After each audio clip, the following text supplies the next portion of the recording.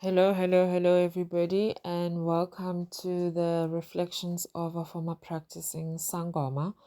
And this is an excerpt still related to the topic of Isithwalo, take two. And in today's topic, I wanted us to explore the causes or the reasons why we are seeing such a prevalence of a resurgence in this phenomenon where we have young people in our society making the decision of taking up isithwalo. Why is it that we are seeing it so very much nowadays that people are taking up isithwalo, and two, the people that are taking up isithwalo are not old people, it's young people, right? It is people who are in late 20s and people who are in their 30s that are taking up isithwalo, and maybe early 40s. Why is it that it's the young people that are so very much interested in this phenomenon? I will have you know that when I was practicing as a sangoma, the majority of my clients were young people. When I say young, I mean 30s and early 40s. Those are the people that I saw on a regular basis, be it recurring clients, be it new clients. It was always young people. I never had old clients, um, and there was a lot of them. I mean, I was relatively busy, and you are seeing it also in these people who are coming out saying, "I took up isithwalo, I took up isithwalo." It's not people who are very old. It's people who are in their late 30s or people who are in their 40s that are coming out saying, "I had taken up this thing. It's a problem for me. I want to return it." And I'm going to tell you that it's actually related to socio-economic problems more than it is. It's a spiritual problem that is manifesting itself in a socio-economic environment and having dire spiritual implications.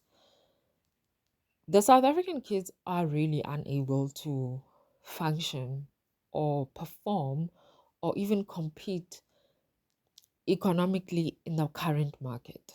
You have our government and you have celebrities who are on these platforms saying to the young people, start up your own things, be an entrepreneur, build your own business, right?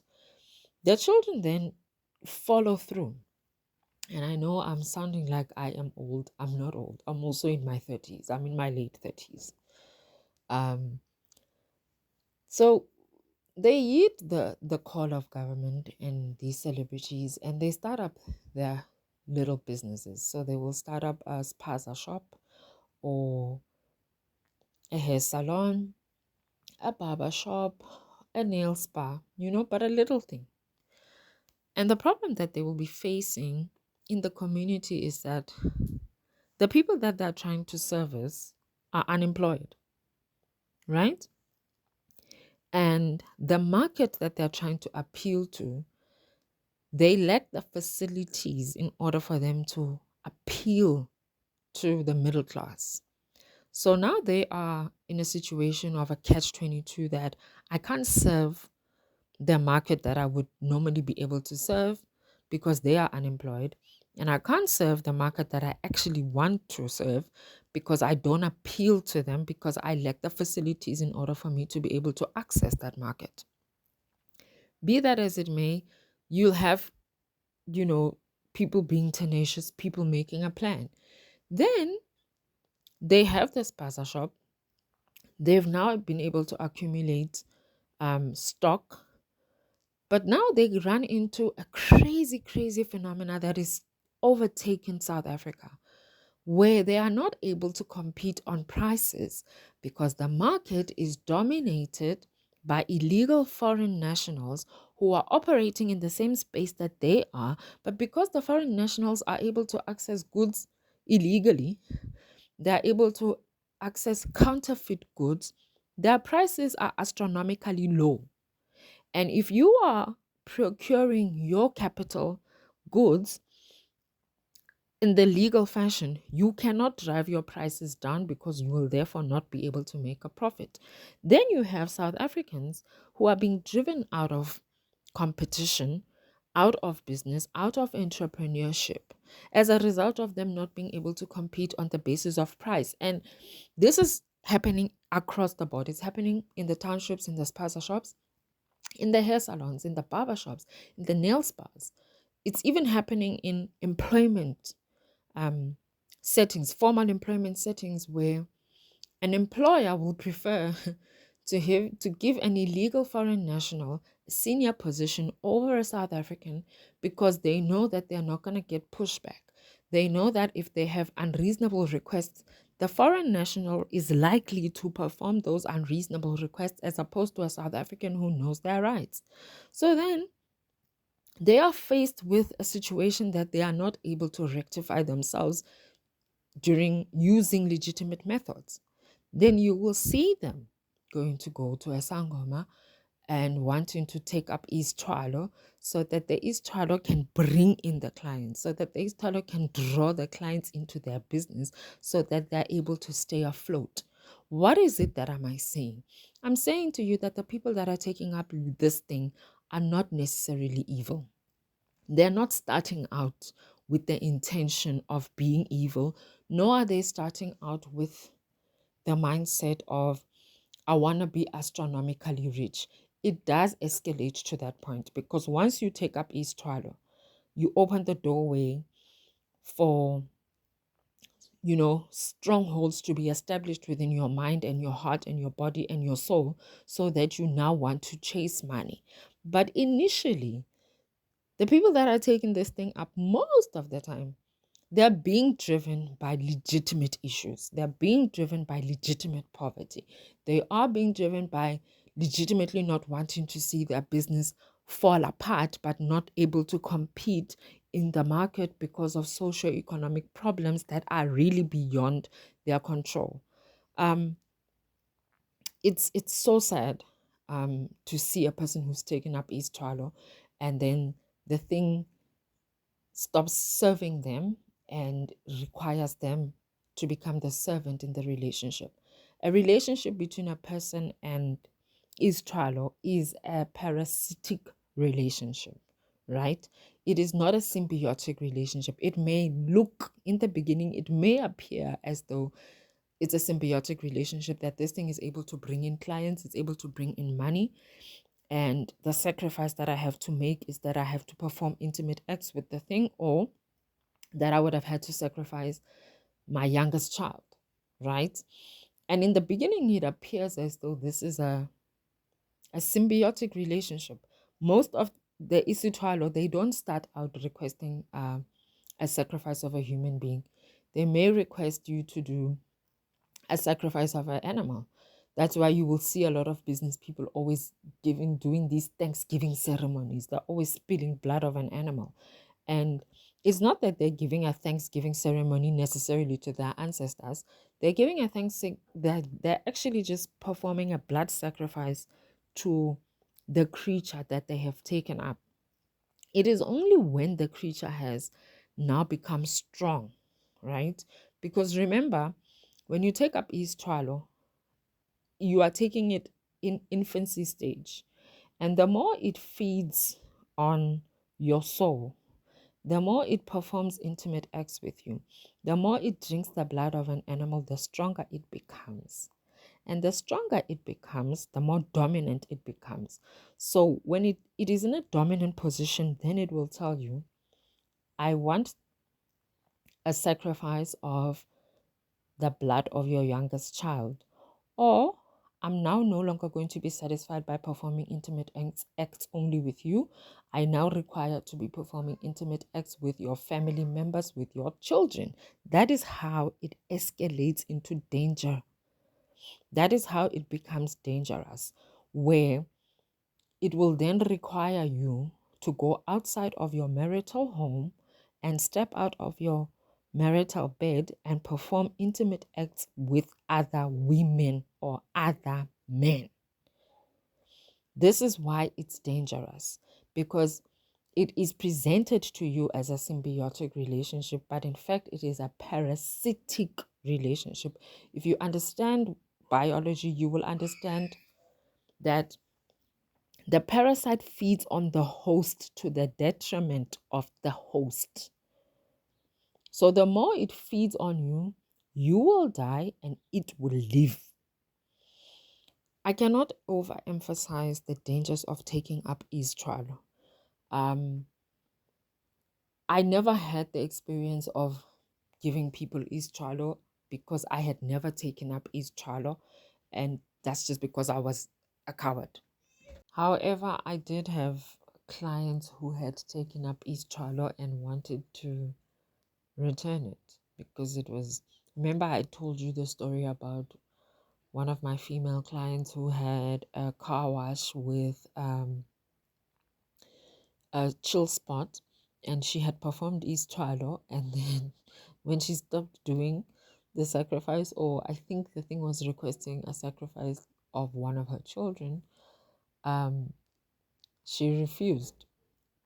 And then the thing turned on her and started bringing in the policeman and the Department of Health to do inspections, to close her down. So it turned on her, right? And then one of the other stories, now this is not something that happened to me, but it is a story that I was told by one of my gobelas, right? That when when they were still practicing, they had this client who came through. This client was somebody that worked for a white family. And this white family's home was there by the water. It was by some body of water. It was a large body of water. And the employer, who was white, once in a drunken state, was discussing whatever it is that they were discussing with their friends, but then revealed that they had money that was somehow hidden in the river in a chest. And this now guy who had visited my gobela wanted to go with the gobela to go and get the money from the river, because I think he was scared, or he somehow sensed that there was something sinister happening there at the river. So he didn't want to go alone. And in fact, my gobela then threw the bones and understood that there is something that is guarding the money, right? Something is guarding the money. But then, obviously, Sangomas, he did his thing, he performed the ritual, strengthened himself, strengthened this guy, and then they went and they visited that body of water and found the chest of money. But upon them finding the chest of money, there was a spirit, a ghost that was guarding this money. And then the ghost is like to my gobela, you can't access this money, right? Because if you access this money, I'm going to kill you. And then the gobela engaged this ghost to ask this ghost, but how did you get here? This ghost was the ghost of a child, and it was apparently the child of this white person who had been sacrificed and burned and then attached to the suitcase or the chest to guard the money. And this child then revealed that it was also operating under the guidance of a marine creature that is attached to that particular body of water. What am I saying? I am saying to you that even white people have Isithwalo. It is not coincidental that you see a lot of white people who are immigrating into South Africa, who build their homes along the ocean or along large bodies of water, and you see them on the weekend. They go and they're fishing and they're swimming in the water, and it looks like they're having a nice day, but in fact, they're performing rituals to their animals as well. I know of a white man who would enter into business with black individuals. So the black individuals would be the guys with the ideas, the guys with the drive, the guys that would be pushing the product, and he would be the money. He would bring the capital. However, every single black person that he would ever enter into business with somehow went bankrupt, lost their things just went haywire for them, but he kept on succeeding. And the reason is he was also operating under the guise of a ghost. And this ghost would draw out the luck of the black individual and impart it on this white individual to the detriment of a black person while the white person is succeeding. What am I saying to you? I'm saying to you that this Isithwalo thing is not just a black people phenomenon. I'm saying to you, open your eyes. I'm saying to you, be careful who you associate with. Be careful who you do business with. This is not something that is very cut clear. You need to be careful about who you are associating with all the time. Open your eyes. Things are not what they seem. Life is very spiritual.